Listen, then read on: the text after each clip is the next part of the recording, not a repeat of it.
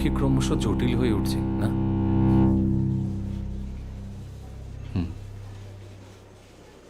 তোমার কি মনে হয় দময়ন্তী দেবী আজকে যা বললেন সব সত্যি?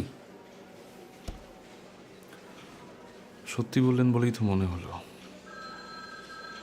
নিশানাথবাবুর সন্দেহ হয়েছিল যে দময়ন্তী দেবীকে কেউ ব্ল্যাকমেল করছে। সেই কারণে প্রথম দিন অবচেতনেই তোমার কাছে ব্ল্যাকমেলের বাংলা শব্দ জানতে চেয়েছিলাম। ও আচ্ছা। তা সে কে? নিশ্চয়ই এমন কেউ যে দময়ন্তী দেবীর গুপ্ত কথা জানে। ঠিক। খবর পড়ছি রামদুলাল দে।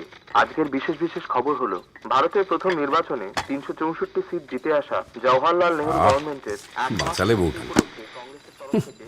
আজকাল এই সব বাঙালি লেখকদের লেখা পড়লে না মনে হয় যেন বাংলা লেখাটাই ভুলে গেছে। ওই ঠিক যেমন রাষ্ট্র স্বাধীন হবার পর স্বেচ্ছাচারিতা ওদের লেখাতেও তেমন বেরিয়েছে। পাকিস্তান এয়ারলাইন্সের বিমান আজ চাটগা থেকে কলকাতায় আসার সময় বঙ্গোপসাগরে ভেঙে পড়ে। বিমানের সব যাত্রীদের মৃত্যু হয়েছে।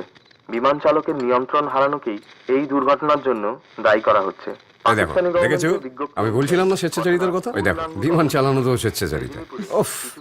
আচ্ছা ঠাকুরপো, সত্যেন দত্তর বিখ্যাত বিমান নিয়ে উপমাটা মনে আছে? হ্যাঁ, ওই তো উদ্গত পাখা আর জাঁদরেল পিপিলিকা। তোমরা কেউ পার্বতীর দাদার নাম জানো? হ্যাঁ, কোন পার্বতী? মহাদেবের স্ত্রী হিমালয় কন্যা। তার আবার দাদা ছিল নাকি? তার নাম ছিল মৈনাক পর্বত।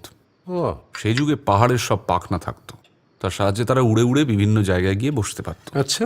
দেবরাজ ইন্দ্র এতে বেজায় চটে গিয়ে তার বজ্র হেনে সমস্ত পাহাড়ের পাখনা পুড়িয়ে দিলেন।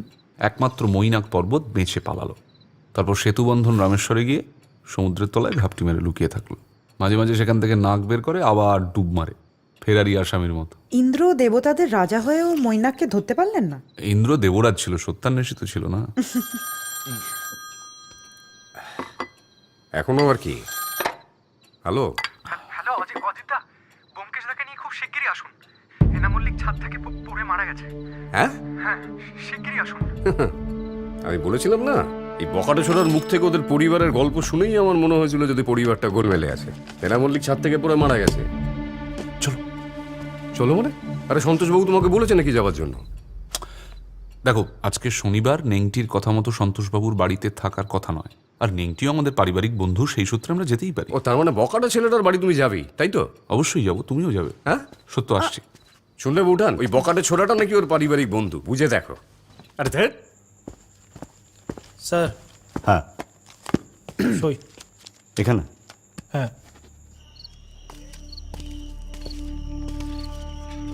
বাড়ি মেরামত হচ্ছে।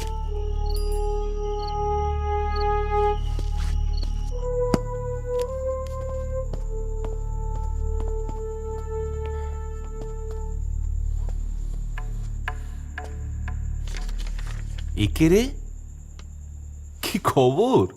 সর্বনাশ, ব্যোমকেশ যে, তুমি কোত্থেকে? আরে এই বাড়ির একটি ছেলে, ওই যে ওই নেংটি, হ্যাঁ। ওর ডাকেই এসছি। অজিত এদিকে এসো, এদিকে এসো। অজিত আমার কলেজের বন্ধু অতুল কৃষ্ণ রায়, সংক্ষেপে একে রে। একে। আমার বন্ধু অজিত নমস্কার, বন্দ্যোপাধ্যায়। নমস্কার। তা খবর কে দিল তোমার? আজ সন্ধ্যে 6:30 নাগাদ ওই সন্তোষবাবুর সেক্রেটারি, এই ভদ্রলোক মিস্টার রবি বর্মা, উনি থানায় একটা ফোন করেন। আর ওনার ফোন পাবার সাথে সাথে আমি চলে আসি এখানে। আচ্ছা,